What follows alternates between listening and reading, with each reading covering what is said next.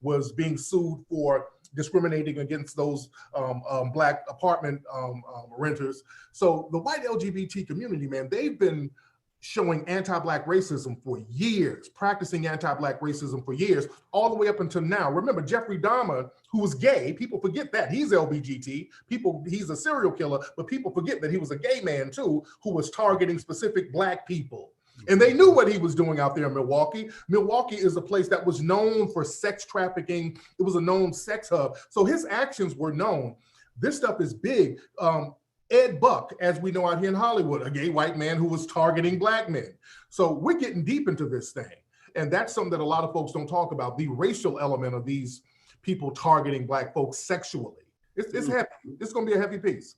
Yeah, that's heavy. You know, it almost sounds dangerous. Like yeah, security to put that out because that seems like that's an area that you're almost just societally forbidden to even talk about. And what is interesting is, and I definitely want your take on this, is that this is where we start to see that bridge, that divide, that gap between the black community and where the black community is going, and the Democratic Party and the leftists, where when you look at Black Lives Matter and you see that Black Lives Matter has, one of their first statements was, we want to destabilize the nuclear family or something like that. They took it down when they got busted on it, but it was there. It was there for a long time. And you just see these influences and where black people are being shamed into accepting things that maybe some in our community are not comfortable with. And I don't think anybody's saying that a person doesn't have a right to, to be who they are sexually. But it's when you're putting things in people's faces, putting things in front of their children, putting it in their living room, as in a community that's trying to rebuild itself. We're trying to rebuild our families. We're trying to, build our wealth. We're trying to make our children safe. It seems like that's causing a lot of friction, and it's almost pushing black people really to the right in a certain way. What are your thoughts on that?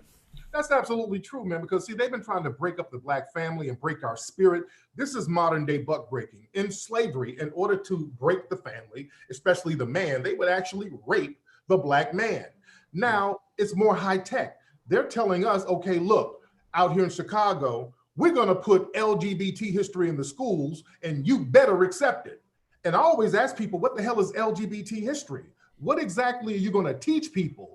What are you going to tell people? Because when you say LGBT history, you're going to have to break those letters down: lesbian, gay, trans, Q, bisexual. How do you explain what the hell a bisexual is to a damn child?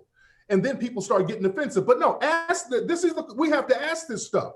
What exactly are you going to teach our children? This is to pervert the minds when you're doing stuff like this. This is to buck break us. They're getting it to a point now where if black people, and they always put that homophobia thing on black people, we're always being falsely labeled homophobic.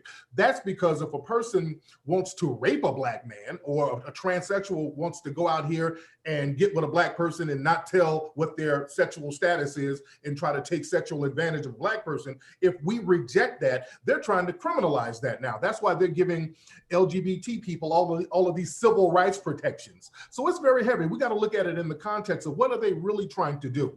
Out there in Chicago, in Illinois, the Pritzker, the governor out there, his family, his sister is a transgender person.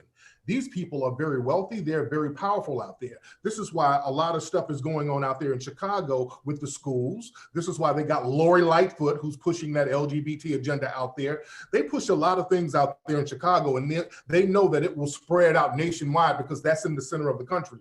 So we have to look at the context of what these people are doing when it comes to us. They prioritize LGBT issues to Black society when we have so many other issues that's being ignored.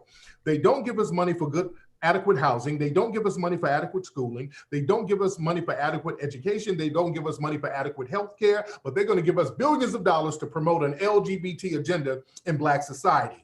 So we have to look at what the real deal is behind that.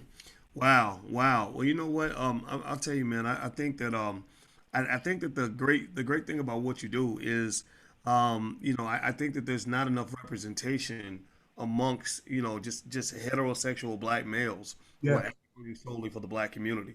Like it makes me sad sometimes. It makes me sad, for example, that guys like you and I can't go work with a guy like a Roland Martin. So I think Roland, I know his history. I know he's a dedicated journalist. He's doing some heavy stuff, but then he's also representing some things that just kind of, just don't always add up, don't make a lot of sense. And so in the sake of unity, my goal was always like, okay, is there a way we can negotiate this? Because it's not like trying to figure out how to work with Yvette Carnell or Umar Johnson. They're kind of in another space. I can't really mess with that. But with Roland, I've always been like, okay, is there a way to bridge the gap? And I keep coming at a loss. I just don't know. What do you think about that in terms of? I mean, because I know people would like to see all of us kind of trying to get on the same page, but it's almost impossible when somebody's pushing something that's directly opposed to what you believe in. What are your thoughts on that? we know that we got a lot of Sambos on the right. A lot of those Sambos who always running around talking about Trump ain't racist and all that. We know we got Sambos on the right. For some reason, we forget that the left has a lot of their own Sambos too.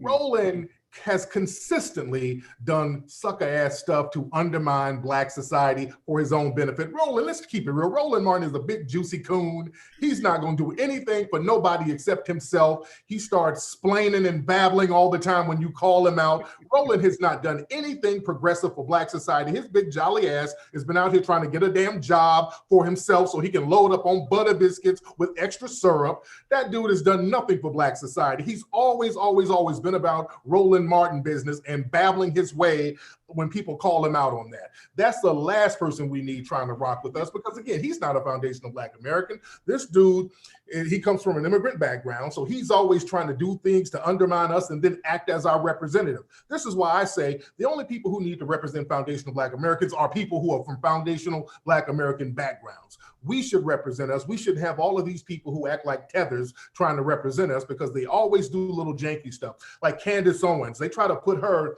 into reparations conversations. Candace Owens has always identified herself as Caribbean. Her family's from St. Thomas. So when they get around us talking about reparations, they like, yeah, I'm Black and I say we shouldn't get it. Well, no, most of y'all ain't even qualified to get it. So of course you're going to undermine us. So this is why we shouldn't have the one big Negro mentality when it comes to people representing us just because they got melanin and they look like us. They're not from our lineage. Only people from our lineage should represent foundational Black Americans. Well, speaking on that, one of the things I've always believed is that we have too many people that are leading Black conversations that feel like they